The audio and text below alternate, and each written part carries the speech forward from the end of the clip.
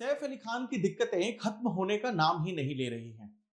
पहले उनके घर पर ही उन पर चाकू से हमला किया गया और अब मध्य प्रदेश की सरकार और जुडिशरी का यह कहना है कि सैफ अली खान की जो पूर्वजों की प्रॉपर्टी है भोपाल में, जिसे पटौदी पैलेस के नाम से जाना जाता है, जिसकी वैल्यूएशन करीबन करीबन 15,000 करोड़ के आसपास आंकी जाती है, उस प्रॉपर्टी के लिए कहना है जुडिशरी और सरकार का कि इसे अब एनिमी एक्ट के तहत एनिमी प्रॉपर्टी डिक्लेयर कर दिया जाएगा और वो जो पर्टिकुलर प्रॉपर्टी है किसी भी प्राइवेट पर्सन एंटिटी के अंडर नहीं आएगी, लेकिन उसे कस्टोडियन अथॉरिटी के अंडर ही रखा जाएगा। तो क्या सैफ अली खान की जो बेसिकली प्रॉपर्टी है, जो पूर्वजों की उनकी प्रॉपर्टी है इंसेस्टर की, क्या वो उनसे छीनी जाने वाली है? और ये जो पर्टिकुलर टर्म यूज किया गया है इस केस में, जिसे एनिमी प्रॉपर्टी कहा जा रहा है एनिमी एक्ट के तहत, इसका क्या मतलब है? इन सभी चीजों को आज के इस वीडियो में हम डिटेल में और आसान भाषा में समझने की कोशिश करेंगे। Welcome to Chahal academy, this is Anubhav Deepani. तो अगर हम लोग यहाँ पर इस न्यूज को थोड़ा सा गहराई में देखें तो यहाँ पर ये कहा गया है कि सैफ अली खान की जो प्रॉपर्टी है, जो बेसिकली उनके एंसेस्टर्स की प्रॉपर्टी है, जो उनकी बेसिकली पैटर्नल ग्रैंडमदर साजिदा सुल्तान की प्रॉपर्टी कही जाती है भोपाल की, इसे यहाँ पर एनिमी प्रॉपर्टी का दर्जा दिया जा रहा है क्योंकि यहाँ पर यह कहा जा रहा है कि सैफ अली खान की जो ग्रैंडमदर थी, पैटर्नल ग्रैंडमदर थी, वो पाकिस्तान माइग्रेट कर चुकी थी और वहां की जो सिटीजनशिप है वो वहां की ले चुकी है। अब इसी पर्टिकुलर केस में मध्य प्रदेश हाईकोर्ट का ये कहना है कि ये जो प्रॉपर्टी है 15,000 करोड़ की वैल्यूएशन की, ये कस्टोडियल अथॉरिटी में आएगी। वैसे यहां पर देखा जाए तो सैफ अली खान भी यहां पर इस चीज को पूरी तरीके से एक्सेप्ट नहीं कर रहे हैं क्योंकि सैफ अली खान ने भी यहां पर बेसिकली जो अपील है हायर कोर्ट में कर रखी है। अब थोड़ा सा हम लोग यहाँ पर सैफ अली खान के जो लीगल बैटल है उसको समझने की कोशिश करते हैं और फिर हम लोग जो एनिमी प्रॉपर्टी का केस है या टर्म या डेफिनेशन है उस पर चलेंगे। तो देखिए, सबसे पहले हुआ क्या है कि ये हिस्टोरिकल बैकग्राउंड 2014 से शुरू होता है इस पर्टिकुलर केस का। 2014 में गवर्नमेंट जो है वो पटौदी फैमिली की भोपाल की प्रॉपर्टी को सबसे पहली बार जो एनिमी प्रॉपर्टी है वो डिक्लेयर करती 2014 में। अब इसके क्लेम का रीजन ये बताया गया कि सैफ अली खान की जो ग्रैंड मदर थी, पैटर्नल ग्रैंड मदर आबिदा सुल्तान, वो 1950 में पाकिस्तान जो है वो माइग्रेट हो चुकी थी और इसीलिए उनको बेसिकली एनिमी सब्जेक्ट जो है वो डिक्लेयर कर दिया गया उनकी ग्रैंड मदर को, और उनकी जो प्रॉपर्टीज रखी गई इंडिया में उनको एनिमी प्रॉपर्टी के तहत यहां पर पूरी तरीके से लाया गया। और ये जो एनिमी प्रॉपर्टी की टर्म है ऑफिशियली ये 2016 में ऑर्डिनेंस के तहत लाई गई थी। रीसेंट टाइम्स की हम लोग बात कर रहे हैं ऑर्डिनेंस के थ्रू। बाद में फिर यहां पर सैफ अली खान ने चैलेंज भी किया था कि ये जो प्रॉपर्टी है इनकी फैमिली की हिस्टोरिक प्रॉपर्टी है तो इसको गवर्नमेंट नहीं रख सकती, ये इनका बेसिकली एक तरीके का फैमिली का आइडेंटिफिकेशन है। अब हम लोग यहां पर ये समझने की कोशिश करते हैं आसान भाषा में कि एनिमी प्रॉपर्टी का मतलब क्या होता है।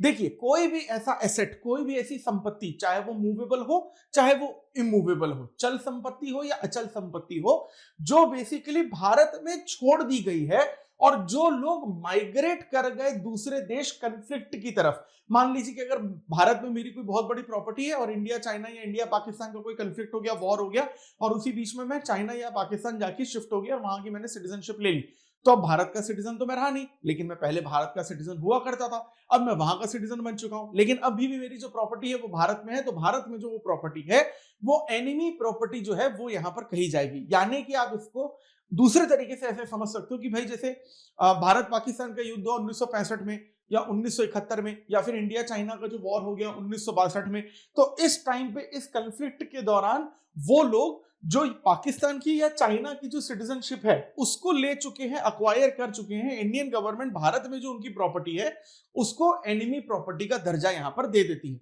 अब प्लस यहां पर क्या है कि इंडियन डिफेंस एक्ट 1962 में देखें तो इंडियन गवर्नमेंट का ये कहना है कि ये जो पर्टिकुलर एनिमी प्रॉपर्टी है ये पूरी तरीके से कस्टोडियन प्रॉपर्टी हो जाएगी।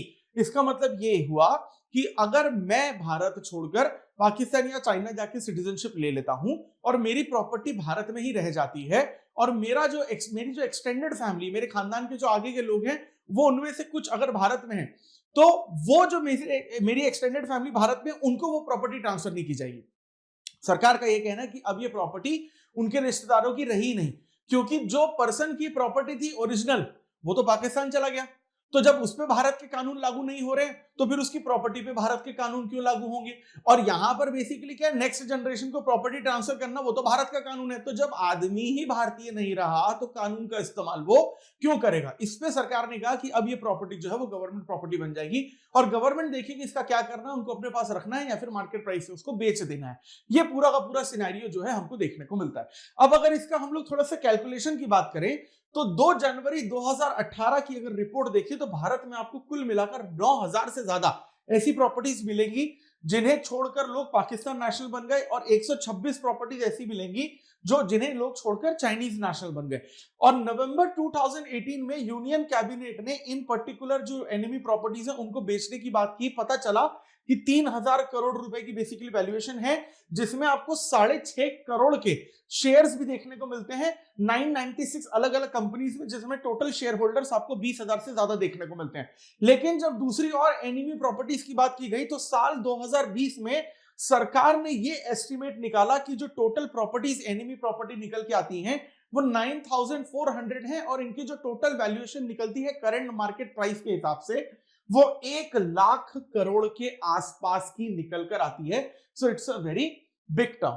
अब ये जो एनिमी प्रॉपर्टी एक्ट है इंडिया में सबसे पहले 1968 में पास किया गया था, जिसमें ये एनिमी एसेट्स के बारे में बात की गई थी और ये भी कहा गया था कि जो एनिमी प्रॉपर्टी है उसका बेसिकली क्या है कि इनहेरिटेंस ट्रांसफर यानी आने वाली जनरेशन में ट्रांसफर नहीं होगा, कस्टडी के अंडर बेसिकली ये रहेगा। इसके बाद इसी प्रॉपर्टी एक्ट जो 1968 का है उसमें अमेंडमेंट लाया गया था 2017 में और उसके बाद इसको बेसिकली क्या है कि एनिमी सब्जेक्ट टर्मिनोलॉजी के साथ डेफिनेशन में डाला गया था। प्लस अगर कोई कंपनी है प्रॉपर्टी के अलावा तो उसे एनिमी जो फॉर्म है वो कहा गया था और इसमें ये बोला गया था कि सिटीजनशिप चाहे कैसी भी हो लेकिन यहां पर ट्रांसफर किया जा सकता है। तो यानी पहले बोला गया था कि ट्रांसफर नहीं किया जा सकता, बाद में बोला कि ट्रांसफर किया जाएगा, लेकिन अब जुडिशरी का यहां पर फिर से ऑर्डर देखने को मिला है इस पर्टिकुलर अमेंडमेंट एक्ट के अगेंस्ट जाके कि ट्रांसफर नहीं होगा, ये कस्टोडियन अथॉरिटी के अंदर रह सकता है। इसी चक्कर में यहां पर इसका थोड़ा सा जो क्रिटिसिज्म है वो भी बेसिकली हमें देखने को मिलता है कि कुछ लोग ऐसे हैं जो बोलते हैं कि यहाँ पर ट्रांसफर जो है प्रॉपर्टी का इनहेरिटेंस में पूरी तरीके से किया जाना चाहिए। अच्छा, अब ये जो कोर्ट है ये इस डिसीजन तक कैसे पहुंचा है उसकी भी क्या कोई एक कहानी है किसी केस की? जी हाँ, इसके लिए आपको जो महमूदाबाद के राजा की कहानी है वो यहां पर समझनी पड़ेगी।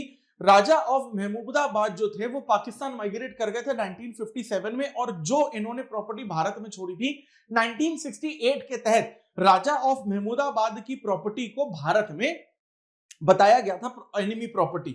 उनकी जब डेथ हो गई तो उनके जो बेटे थे मोहम्मद आमिर मोहम्मद खान, इन्होंने बेसिकली क्या है कि उस प्रॉपर्टी की ओनरशिप के लिए क्लेम किया क्योंकि वो तो सरकार के पास जा रही थी। इसमें फाइनली 2005 में हमें देखने को मिलता है कि जो सुप्रीम कोर्ट है इन्होंने राजा ऑफ महमूदाबाद के जो बेटे हैं उनके फेवर में अपना डिसीजन सुनाया और वो जो प्रॉपर्टी है उनको यहां पर दी गई। अब देखिए समझने की बात यहां पर एक और है कि ये जो मध्य प्रदेश हाईकोर्ट का भी फिर से रूलिंग आया है इसका बेसिकली असर दूसरी एनिमी प्रॉपर्टी के केसेस में भी पड़ सकता है, क्योंकि यहां पर बेसिकली क्या होगा कि फिर कोर्ट जो है सिर्फ सैफ अली खान के पीछे नहीं पड़ेगी कि आपकी जो ग्रैंड मदर की प्रॉपर्टी है वो हम आपसे लेकर बेसिकली क्या कर रहे हैं कि खुद रख रहे हैं, सरकार को दे रहे हैं। इसका असर हमें दूसरी जो एनिमी प्रॉपर्टी है उसमें भी देखने को मिलेगा। दूसरा सिग्निफिकेंस हमको बेसिकली ये देखने को मिलता है कि 2017 में जब एनिमी प्रॉपर्टी एक्ट 1968 का अमेंडमेंट आया था तो सरकार ने तो उसमें खुद कही थी ये बात कि भाई वो जो ट्रांसफर है वो हायरार्की में की जाएगी, लेकिन यहां पर अब जो सुप्रीम कोर्ट या हाई कोर्ट है अपने जुडिशियल रिव्यू का इस्तेमाल करके इस चीज को पूरी तरीके से बदलने की कोशिश कर रही है। अब यहां पर एक और चीज बहुत इंपॉर्टेंट है कि मान लो कि अगर भाई जो एनिमी प्रॉपर्टी है वो अगर सरकार टेक ओवर कर लेती है तो इसके बाद हमें क्या क्या बेसिकली देखने को मिल सकता है। देखो सबसे पहले तो ये है कि 2018 की जो एनिमी प्रॉपर्टी की जो डिस्पोजल की गाइडलाइंस है उसमें हमें काफी ज्यादा यहाँ पर चेंजेस देखने को मिलेंगे। फिर सरकार जो है इंडिया में जितनी भी एनिमी प्रॉपर्टी हैं उनकी दोबारा से यहाँ पर लिस्ट बना सकती है, क्योंकि जो पिछली वैल्यूएशन निकली थी वो 2020 की निकली थी। अब जो अगली वैल्यूएशन यहाँ पर निकल कर आएगी वो करीबन 2025 की 5 साल की निकल के आएगी। तो फिर इसमें क्या है कि वैल्यूएशन कमेटी बैठेगी कि भाई जो एनिमी प्रॉपर्टी है उसका दाम कितना है आज के मार्केट में। ये वैल्यूएशन कमेटी के जो हेड है वो रहेंगे डिस्ट्रिक्ट मजिस्ट्रेट, और जो मार्केट सर्कल है, मार्केट रेट है, दूसरे जो बेसिकली क्राइटेरिया है उनके हिसाब से यहाँ पर जो एनिमी प्रॉपर्टी है उसका यहाँ पर पूरा का पूरा जो वैल्यूएशन है वो निकाला जाएगा। इसके बाद सरकार जो है सीधे सीधे तौर पर बेसिकली इसको बेचेगी। अगर वो प्रॉपर्टी वेकेंट है तो इसकी सीधे नीलामी होगी। मान लो कि अगर वो एनिमी प्रॉपर्टी है, अगर वो ऑक्यूपाइड है, वहां पर कोई ऑलरेडी पर्सन या फैमिली रह रही है, तो फिर उसको ऑफर करेगी सरकार कि तुम यहाँ रह रहे हो, अब तो हमें इसे बेचना है, तो या तो तुम ही खरीद लो हमसे। यानी कि वो बेचारा बंदा अपनी प्रॉपर्टी को दोबारा से खरीदेगा सरकार से, या तो अगर वो नहीं खरीदना चाहेगा तो फिर सरकार यहां पर नीलामी कर देगी।